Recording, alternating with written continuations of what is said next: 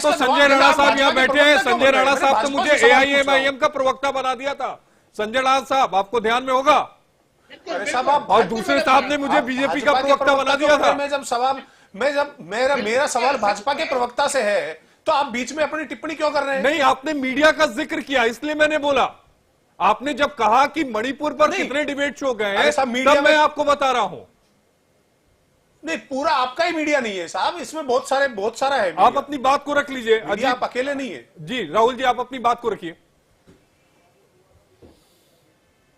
तो इसमें यह है कि इनके अंदर सिर फुटबॉल अभी शुरू होगी, अभी देखिएगा। वैसे मैं अभी इनको अभी नतीजे नहीं मान रहा, क्योंकि रुझान ही है, शुरुआती रुझान। अगर फिर भी ये आपके मैं रुझानों को ठीक मानूं और रुझानों को ही नतीजों में अगर तब्दील मानता हूं, तो इनके अंदर सिर फुटबॉल जो अभी शुरू होना है वो अभी होगा। अभी देखिएगा कि अभी भाजपा का मुख्यमंत्री बनेगा, शिंदे सेना बनेगी, कौन बनेगा, अभी कुछ कहा नहीं जा सकता। तो अजीत जी से इसका जवाब ले लेते हैं। अजीत जी, क्या आने वाले समय में महायुति में जिस तरह से राहुल जी कह रहे हैं दूसरे को कि देखकर सिर फुटबॉल है मुख्यमंत्री चेहरे को लेकर, क्या ऐसा हो सकता है क्या? इसकी संभावना बेहद कम है, क्योंकि बीजेपी बहुत ही मजबूत स्थिति में बहुत बेहतरीन जीत दर्ज की है। तो बीजेपी के ही मुख्यमंत्री होने की संभावनाएं सबसे ज्यादा हैं। और मुख्यमंत्री, मुझे तो ऐसा लग रहा है कि निश्चित तौर पे जो है वो भाजपा का ही कोई मुख्यमंत्री होगा। ठीक है स्मिता जी, देखिए अभी यहाँ पर सवाल ये उठाए जा रहे हैं महायुति के आपस में तालमेल को लेकर। अब तो दूसरी पार्टियों पर नहीं, आपस में जो तीन पार्टी इनका तालमेल किस तरह का रहेगा, इस पर सवाल होती है। अगर उसके रिजल्ट्स कम आते हैं तो तालमेल में कमी होती है। ठीक है, अब भाजपा मजबूत स्थिति में है, अब इसका कोई सवाल नहीं उत्पन्न होता है कि सवाल। जी स्मिता जी, मैं सुन नहीं पाया। आप मुझसे पूछ रही हैं? जी जी जी जी। देखिए, दो चीजें हैं। एक बात जो मुझसे पहले सज्जन कह रहे थे कि जिस तरह के नतीजे आए हैं, बीजेपी अपने बल पे 130 तक पहुंचने को है, यानी अकेले दम पे बहुमत का आंकड़ा लगभग उसको पार ना करे, लेकिन वहां तक पहुंचने की कगार पे है।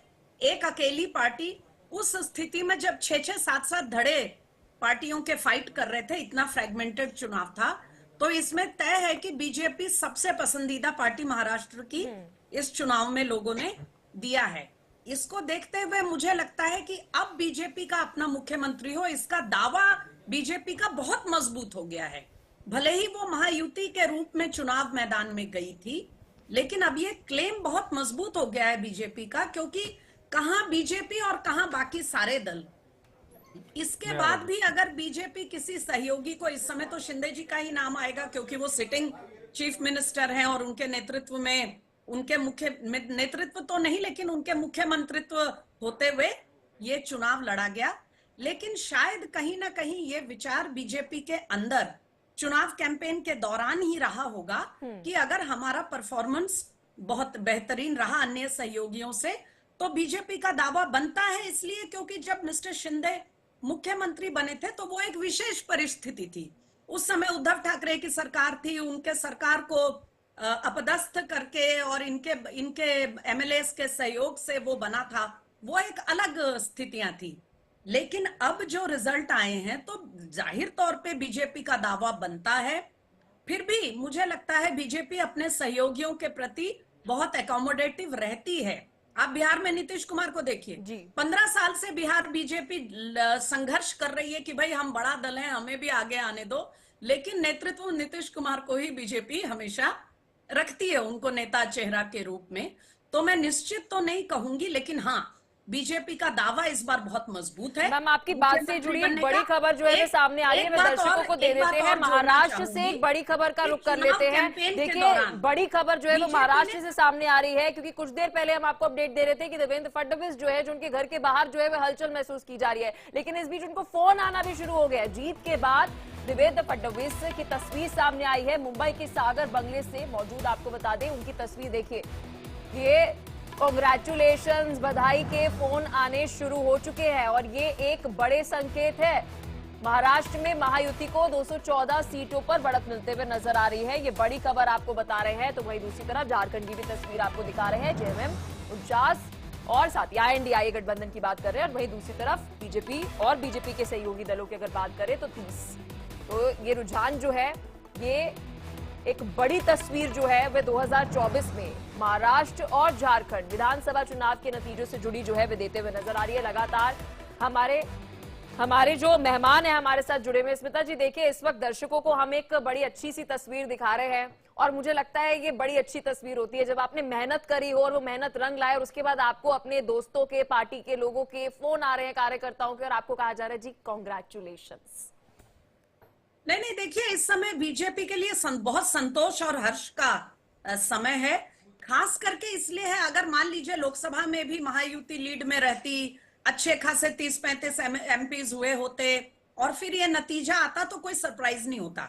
लेकिन क्योंकि लोकसभा में एक बहुत सेटबैक महायुति के लिए था, उससे लौट करके एक तरह का बाउंस बैक हुआ है ये कि आप जो है 10 इनिंग तक पिछड़ने के बाद आखिर के 4 इनिंग्स में आपने ताबड़तोड़ बैटिंग की और आपने अपने प्रतिद्वंद्वी को हरा दिया, तो ये खुशी की बात है। और इसमें देखिए आप कोई शक नहीं है, जब से नितिन गडकरी जी केंद्र के टीम में आ गए हैं तो अब इसमें कोई शक नहीं है कि भारतीय जनता पार्टी का सबसे स्वीकार्य नेता इस समय महाराष्ट्र में पूरे प्रदेश में कोई है तो देवेंद्र फडणवीस हैं, पूर्व मुख्यमंत्री हैं।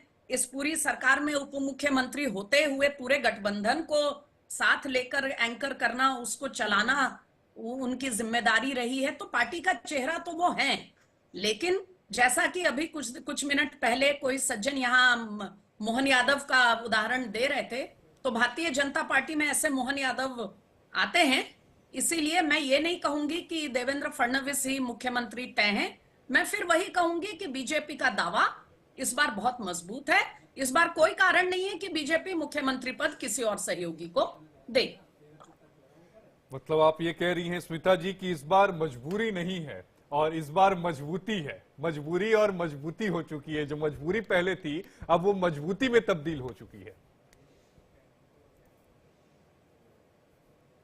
बिल्कुल, और एक चीज और जोड़ूंगी, आज के नतीजों ने यह साफ कर दिया कि जिस तरह से झारखंड में शिबू सोरेन, दिसोम गुरु शिबू सोरेन की जो लेगेसी है, उनका जो उत्तराधिकार है, अगर डेमोक्रेसी में यह शब्द इस्तेमाल करना ठीक हो, मैं ये उचित शब्द नहीं है, लेकिन for want of a better word मैं कह रही हूं कि शिबू सोरेन जी की लेगेसी जिस तरह से लगता है कि झारखंड में हेमंत सोरेन को जाए, ये स्वीकार किया है लोगों ने, इसी तरह महाराष्ट्र में स्वर्गीय बाला साहब की जो लेगेसी है वो उद्धव ठाकरे को नहीं गई। ये बात आज वहां की जनता ने संदेश दिया है। हमारे साथ बीजेपी के प्रवक्ता धनंजय गिरी जी भी जुड़ गए हैं। धनंजय गिरी जी, अब सबके जहन में ना एक ही सवाल है, जितने हमारे पैनलिस्ट हैं उनके मन में भी, उनके जहन में भी, और जो तस्वीरें आ रही हैं वो भी ये बता रही हैं कि भाई महाराष्ट्र का मुख्यमंत्री कौन होगा, बीजेपी का अगर चेहरा होगा तो कौन होगा। क्योंकि उज्जवल साहब थोड़ी देर पहले जुड़े थे, उन्होंने कहा कि देखिए नैतिकता भी यही कहती है कि मुख्यमंत्री तो बीजेपी का बनना चाहिए, लेकिन अब सवाल ये उठता है कि बनेगा कौन। देखिए, तो बहुत सरल जवाब है। महाराष्ट्र का मुख्यमंत्री महाराष्ट्र का बेटा होगा, जिसको महाराष्ट्र की जनता चाहेगी वो वहाँ का नेता होगा, वहाँ का मुख्यमंत्री होगा। हमारे यहाँ पद नहीं दायित्व बोध से लोग बंधे होते हैं और हर कार्यकर्ता हम पद के लिए नहीं पब्लिक के लिए काम करते हैं। और यही कारण है कि जब से नरेंद्र मोदी जी का राजनीतिक में प्रादुर्भाव हुआ है, तब से आपने देखा हो कि एक नया ट्रेंड शुरू हुआ है। पहले एंटी इनकम्बेंसी होता था, अब प्रो कम्बेंसी शुरू हुआ है। और भारतीय जनता पार्टी की सरकार जहां होती है बार बार रिपीट होती है। हाँ, महाराष्ट्र के चुनाव ने एक संदेश जरूर दिया। महाराष्ट्र के चुनाव ने इस राष्ट्र को यह संदेश दिया कि धृतराष्ट्रों की राजनीति का अंतिम समय चल रहा है और जो वैचारिक बल से चलने वाले दल हैं उन्हीं के लिए आने वाला कल है। क्योंकि अगर शिवसेना अपने वैचारिक बल से हट गई, जैसे स्वर्गीय श्रद्धेय बाला साहब ठाकरे ने, हिंदू सम्राट ने कहा था कि अगर हमारी मैं दुकान बंद कर दूंगा लेकिन कांग्रेस के साथ नहीं जाऊंगा, और उनकी आत्मा को बड़ा सुकून मिला होगा कि कांग्रेस के साथ जाने के कारण दुकान बंद होने के कगार पर आ चुकी है। तो ये वैचारिक बल जो है वो महत्वपूर्ण है। राजनीतिक दल वैचारिक बल से चले, ना कि दुनिया के लोकतंत्र में लोक लज्जा के लिए भी ठीक नहीं है। तो क्या धनंजय जी आप ये बात कहना चाह रहे हैं, मुझे अभी भी याद है शिवसेना गुट की तरफ से धनंजय जी एक पोस्टर जारी किया गया था, मैं शिवसेना को कांग्रेस नहीं बनने दूंगा। तो कहीं ना कहीं वो जीत जो है उस पोस्टर की भी मिलते हुए नजर आ रही है। ये तो बाला साहब ठाकरे का नजर आ रही है। जी जी धनंजय जी, जब ये